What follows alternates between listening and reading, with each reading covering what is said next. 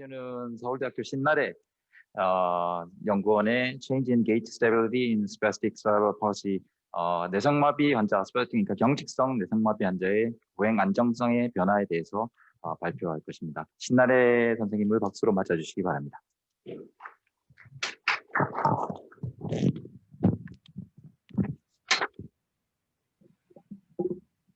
네, 안녕하십니까. 내성마비 환자의 보행 안정성 변화에 대해 발표할 서울대학교 운동역학실 신나래입니다.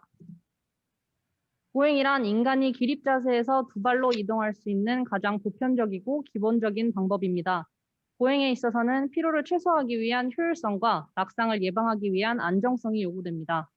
신체가 넘어지지 않기 위해 신체 질량 중심점인 COM을 기저면 안에 두어 안정성을 유지해야 하고, 이후 앞으로 나아가려면 안정화되어 있던 상태를 불안정한 상태로 전환시켜야 합니다.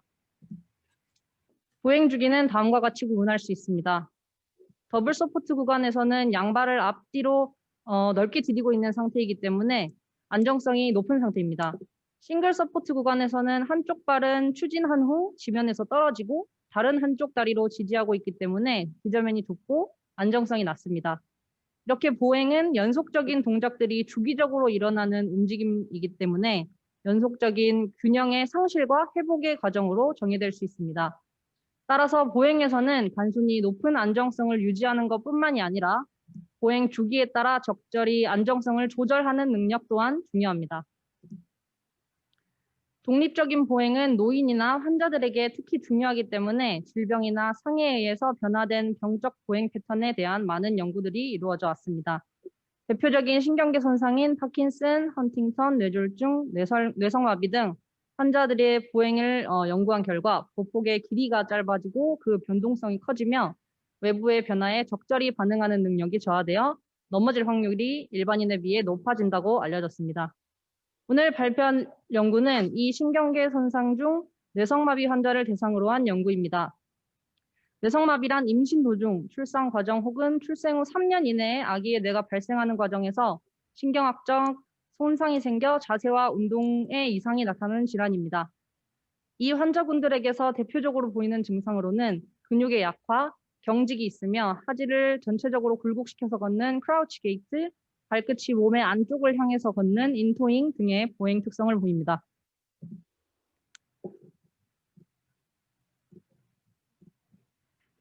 위의 동영상 자료에서 CP 환자들의 변형된 보행 패턴을 확인할 수 있습니다. 이런 CP 환자들의 보행을 역학적 변인을 통해 정량화한 선행 연구들은 CP 환자가 너비는 넓고 앞뒤 보폭은 좁은 상대적으로 느린 보행을 보이며 이 변인들의 변동 계수가 높다고 보고하였고 동작의 베리애빌리티, 즉 가변성이 높다고 서술하였습니다. 그러나 대부분 CP 환자의 보행에 대한 연구는 특정 분절의 위치나 관절 각도의 변화와 같은 이 키네매틱한 특성을 살펴보는 데 초점이 맞춰져 있으며 보행 안정성의 조절과 관련된 연구는 미비한 실정입니다. 이에 몇 연구진들은 인간 움직임에서 나타나는 베리애빌리티 혹은 가변성을 정량화하는 UCM 분석법을 개발하였습니다. 이 UCM 분석법에서는 여러 시도에 걸쳐 수집된 조인트 앵글과 같은 각 요소의 분산이 목표 수행에 도움이 되는 분산인지 수행에 오차를 주는 분산인지를 구분하여 정량화할 수 있습니다. 아래 소개된 선행 연구들은 보행에서 나타나는 요소의 분산을 UCM 분석법을 통해 분석을 하였으나 힐 스트라이크 시점만을 계산하거나 신경계 이상이 없는 일반인의 보행을 분석하는 등 본 연구와는 차이가 있었습니다. 따라서 저희 연구의 목적은 보행 주기 동안 나타나는 CP 환자의 보행 안정성 변화를 UCM 기법을 통해 정량화하고 이를 일반인과 비교하는 것입니다. 이에 따른 가설은 다음과 같습니다. 첫째, 수행 변인인 COM과 헤드 포지션을 안정화하는 시너지 지수는 일반인에서 높게 나타날 것이다. 둘째, 안정성의 크기를 조절하는 능력이 환자군에서 더 낮게 나타날 것이다. 절차입니다. 실험 대상은 자립보행이 가능한 GMFCS 레벨 2의 경직성 양측마비 환자 7명을 실험군으로 선정하였고 신경계 손상이 없는 9명의 일반인을 대조군으로 선정하였습니다. 또한 퀄리시스 모션 캡처 시스템을 이용하여 데이터를 수집하였고 분석 시 Y축을 AP 방향, X축을 ML 방향, Z축을 VT 방향으로 설정하였습니다. 실험 참가자들은 편안한 속도로 보행하였고 스무 사이클의 보행 데이터를 획득하였습니다. 분석에 사용된 보행 주기는 오른발의 힐 스트라이크에서부터 오른발의 토오프까지로 설정되었습니다. 산출된 변이는 보폭, 보행 속도, 앞선 두 변인의 변동 개수, COM과 헤드 변이의 방향별 편차, 그리고 뒤에서 설명드릴 UCM 분석에 의한 시너지 지수입니다. UCM 분석은 선행 연구를 기반으로 두 가지 수행 변인을 가지고 분석하였습니다. 첫 번째 수행 변인은 홀바디 COM으로 12개 분절의 절대 각도가 요소 변인으로 사용되었고, 두 번째 수행 변인은 헤드 포지션으로 5개 분절의 절대 각도가 요소 변인으로 사용되었습니다. 설정된 각 요소 변인과 수행 변인을 매핑하는 자코비안은 슬라이드에 제시된 지오메트릭한 모델을 사용하여 설정하였습니다. UCM 분석을 통해 수행에 도움이 되는 분산과 수행에 오차를 일으키는 분산의 비율로 결정되는 시너지 인덱스, 즉 델타 V를 산출하였으며 이는 각 수행 변인을 안정하기 위한 요소 변인의 협응 정도를 나타냅니다. 통계 방법입니다. 그룹 간 차이를 확인하기 위한 인디펜던트 테스트와 그룹과 보행 구간의 영향을 살펴보기 위한 투웨이 믹스 아노바가 이용되었습니다. 아래 보행 구간의 대표값은 각 구간의 중앙 5% 구간 평균값을 이용하였습니다. 결과입니다. 보폭의 길이는 컨트롤 그룹에서 유의하게 넓은 것으로 나타났으며 보행 속도 또한 컨트롤 그룹에서 유의한 정도로 빨랐습니다. COM 방향별 변이에 대한 결과입니다. 그래프의 X축은 게이트의 진행 정도로서 1에서부터 20까지는 더블 스탠스, 20에서 80까지는 싱글 스탠스, 80에서 다시 100까지는 더블 스탠스를 나타냅니다. 이 구간 구분은 앞으로 설명할 모든 결과에 동일하게 적용되었습니다. AP 방향에서 그룹 간 보행 속도 차이 때문에 최종 변이의 차이가 보이는데 이외에 COM 변이는 그룹 간 유의한 차이를 보이지 않았습니다. 헤드 포지션의 방향별 변이에 대한 결과입니다. 앞선 결과 유사하게 그룹 간 차이는 보이지 않았지만 ML 방향에서는 CP 환자군이 머리를 디딤발 쪽으로 크게 움직였다가 다음 더블 서포트 구간이 다가올 때 다음 디딤발 쪽으로 다시 머리를 크게 넘기는 양상을 확인할 수 있었습니다. 통계 결과에서도 ML 방향에서의 헤드 변이 편차값만이 그룹 간 유의한 차이를 나타냈습니다. COM 안정화에 대한 UCM 분석 결과입니다. AP 방향의 싱글 서포트 구간과 ML 방향의 싱글 서포트 구간에서 파란색으로 표시된 컨트롤 그룹의 안정화 지수, 즉 델타 V 값이 감소했다가 다시 증가하는 양상을 보입니다. 통계 분석 결과 AP, ML 방향에서 보행 구간별 차이가 나타났으며 ML 방향에서는 더블 서포트 구간에서 그룹 간 차이도 나타났습니다. 델타 V는 보행 주기 내 가장 큰 델타 V 값과 가장 작은 델타 V 값의 차이로 계산하였으며 COM 안정성의 크기를 조절하는 정도로 해석할 수 있습니다. COM 안정성 지수의 차이는 ML 방향에서 컨트롤 그룹이 더 유의하게 큰 차이를 가졌습니다. AP 방향에서도 유의하지는 않았지만 컨트롤 그룹이 큰 차이를 가지는 경향을 보입니다. 헤드 포지션 안정화에 대한 UCM 분석 결과입니다. AP 방향의 싱글 서포트 구간에서 두 그룹 모두 델타 V 값이 증가하며 벨 쉐입 양상을 보입니다. 이는 앞서 말씀드린 컨트롤 안정성 지수가 싱글 서포트 구간에서 감소했다가 증가하는 경향과 반대되는 양상입니다. 통계 분석 결과 모든 방향에서 보행 구간별 차이가 유의미했으며 AP 방향에서는 더블 서포트 구간에서 그룹 간 차이도 유의미했습니다. 델타 V는 AP 방향에서 컨트롤 그룹이 유의하게 더 큰 값을 가진 반면 ML 방향에서는 CP 그룹에서 더 유의하게 큰 값을 가졌습니다. 결과 요약은 시간 관계상 생략하겠습니다. 논의입니다. 선행 연구에서는 CP 환자의 고관절 외정근의 약화로 인해 싱글 서포트 구간에서 스윙하는 다리 쪽으로 골반에 드롭이 일어나고 그로 인한 낙상의 위험이 커진다고 설명하였습니다. 환자군은 이를 방지하기 위해서 머리를 디딤발 쪽으로 크게 기울여 골반의 안정성을 확보하고 COM을 기저면 안에 위치하도록 하는 약해진 고관절 근육에 대한 보상작용을 사용한다고 보고하였습니다. 본 연구 결과에서도 ML 방향에서 CP 환자의 헤드 변이가 큰 디비에이션을 보였지만 선행 연구에서 얘기한 대로 싱글 서포트 구간에서 COM 안정화 지수는 그룹 간 차이가 나타나지 않았습니다. 또한 ML 방향에서 헤드 안정화 지수가 컨트롤과 차이가 나지 않았기 때문에 머리의 과도한 움직임이 이 단순히 무작위한 움직임이 아닌 COM을 안정하기 위한 CP만의 보상적인 보행 전략으로 사료됩니다. COM 안정성 조절 능력을 나타내는 델타 델타 V는 CP 그룹에서 컨트롤 그룹에 비해 낮은 결과를 보였습니다. 본 연구에서의 델타 델타 V는 동작을 변화시키거나 힘의 크기를 바꿀 때 나타나는 시너지 지수의 변화, 즉 ASA와 유사하게 해석될 수 있습니다. 신경계 손상 환자들의 감소된 ASA는 여러 연구들에서 공통적으로 보고되는 특징입니다. 특히 CP 환자의 손가락 힘 제어를 UCM 기법으로 분석한 선행 연구에 따르면 CP 환자는 안정성 지수의 크기를 변화시키는 정도가 컨트롤 그룹에 비해 적었다고 밝히면서 안정성을 조절하는 능력이 손상되었을 수 있다 제안했습니다. 이런 신경계 손상 환자들에게서 나타나는 안정성 조절 능력의 저하는 머슬 액티베이션의 역치를 조절하는 센트럴 레벨의 손상과 페리페럴 레벨의 손상이 함께 작용한 스파스티시티 때문인 것으로 해석할 수 있습니다. 결론입니다. 첫째, CP 환자가 머리를 좌우로 크게 움직이는 것 같이 키네마틱한 특성은 그룹 간 차이를 나타내지만 보행 중 COM을 안정화하는 정도는 컨트롤과 크게 다르지 않았습니다. 다만 그들의 질환으로 인한 신체적 제약을 보상하는 방식으로 새로운 보행 전략을 채택하여 적응한 것으로 보여집니다. 둘째, 델타 델타 V의 그룹 간 차이를 보았을 때 CP 환자들은 보행 중 안정화 정도를 유연하게 조절하는 능력이 손상되었을 것이라 추론할 수 있습니다. 감사합니다.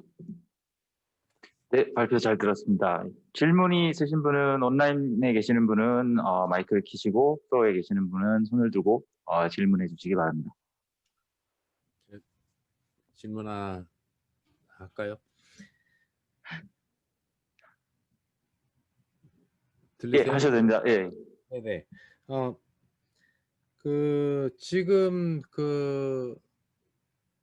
오나리스 한 거는 이쿠에이션 자체가 굉장히 스테릭한 이쿠에이션인데 타임이 없는 이쿠에이션이잖아요.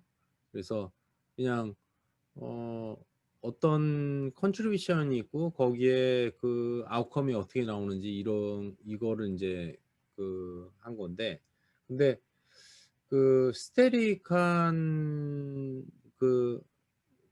이쿠에이션이 적절한 건지를 잘 모르겠어요. 그러니까 예를 들어서 COM 말고 XCOM을 썼다고 하면, 그러면 이제 XCOM이라는 건 이제 다이내미컬한 COM의 센트럴 매스에 나중에 이제 어떻게까지 이렇게 갈 건지 이런 다이내믹한 거를 하는 건 컨시더 하는 건데, 그랬으면 조금 더 이해를 했을 것 같은데 그냥 COM 가지고 한 이유는 있나요?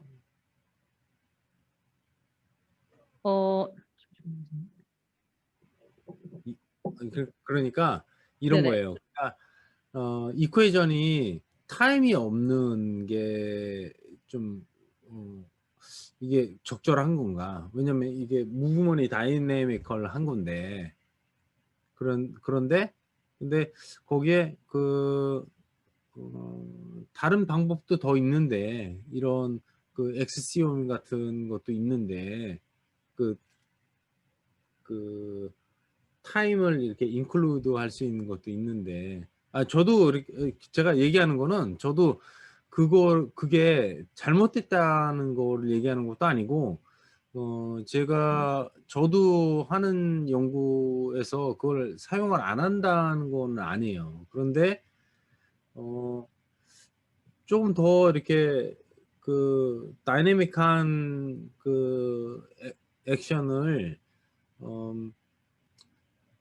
이밸류에이트 하려면 그냥 COM보다는 XCOM이 더 낫지 않았을까, 이런 생각을 하는 거예요. 일단은 XCOM이라는 거에 대해서 조언을 해주셔서 이제 다음 분석 때 잘 참고를 해서 분석을 할 테지만 지금 저희도 좀 고민을 해봤는데 이게 움직이는 거다 보니까 타임 바이 타임으로 이 자코비안에 들어가는 이 상수 값들이 다 바뀔 수도 있고, 이거를 하나로 일치시켜서 계산하는 게 맞는지에 대한 고민을 좀 해봤는데 결국에는 그 EP hypothesis에서 얘기하는 것처럼 하나의 subspace가 있어야 된다고 생각을 하고 그렇게 분석을 한 거긴 하거든요. 네, XCOMA라는 거에 대해서 조언을 해주시니 다음에 한번 참고를 해서 다른 분석을 해보도록 하겠습니다. 감사합니다. UCM 어나리시스로 그게 가능할지 안 할지도 모르겠어요. UCM 어나리시스는 되게 리니아리티가 되게 중요하니까 그래서 그런데 한번 생각을 해볼 필요는 있을 것 같아요. 그냥 저도 생각이 지금 들었어요. 저도 그냥 발표자분께서 하시는 것처럼 그런 어나리시스를 많이 했었는데, CM보다는 XCM이 더 낫지 않을까 이런 생각을 그냥 지금 갑자기 해서 그냥 말씀드려본 거예요. 네, 조언 감사합니다, 교수님. 네. 질문이 또 시간. 예, 질문. 예, 짧은 질문이시면 예. 네네. 일단 발표 잘 들었습니다. 되게 저는 깔끔하게 잘 진행된 연구라고 생각을 하고요. 네. 약간 시간과 관련된 변인들, 인덱스 이런 거는 혹시 뭐 이렇게 나중에 시간 될 때 뭐 비선형 동력학과 관련된 여러 가지 매스매티컬한 그런 기술들이 있을 거예요. 그런 거를 좀 참고하시면 도움이 될 것 같고, 지역적인 질문일 수 있는데요. 데이터 중에 왜 100% 게이트 사이클인데 주기적이지가 않은 데이터들이 보이는지 그걸 좀 설명해 주실 수 있을까요? 결과에서 말씀이십니까? 네. 혹시 어떤 부분인지 구체적으로 말씀해 주시면. 제가 슬라이드 넘버는 기억 못 하는데, 그러니까 일단 0%랑 100% 이렇게 스트라이드가 있잖아요. 그게 네. 이제 CP 환자는 특히 더 그렇고, 그리고 이제 컨트롤 그룹 같은 경우는 상당히 다른 게 보이는 경우가 많았는데, 이게 지금 20개의 데이터를 가지고 평균을 내신 거죠? 네, 맞습니다. 네. 근데 이렇게 0%나 100%가 딱 이렇게 주기가 너무 많이 다른 경우가 좀 보여서 데이터 처리. 예. 지금 예를 들면 헤드 포지션 디스플레이스먼트에서 ML 방향의 0이랑 사이클 100에서 위치가 맞지 않는 이런 부분 말씀하시는 건지 혹시? 네. 맞습니까? 요거는 제가 분석 구간이 지금 오른발 힐 스트라이크에서 오른발 투어 오프까지의 구간만 사용을 했기 때문이고요. 사실 스트라이드 풀 게이트를 다 보면 여기 스윙 페이즈가 하나 더 있거든요. 그래서 여기를 잘라서 뒤에 이제 스윙 페이즈를 분석을 해서 덧붙이면 이제 제로 값이 맞게 되는 뭐 이런. 네. 그럼 터미널러지를 게이트 스트라이드 게이트 퍼센트가 아니라 다른 걸로 쓰셔야 될 것 같아요. 그건 되게 컨벤셔널한 텀으로 한 주기를 얘기하는 거라서. 네, 혼란을 드려 죄송합니다. 아닙니다. 감사합니다. 네, 그러면 이것으로 신나래 연구원의 발표를 마치도록 하겠습니다. 박수로 발표의 끝남을 축하드리겠습니다. 네. 이제 학생이 발표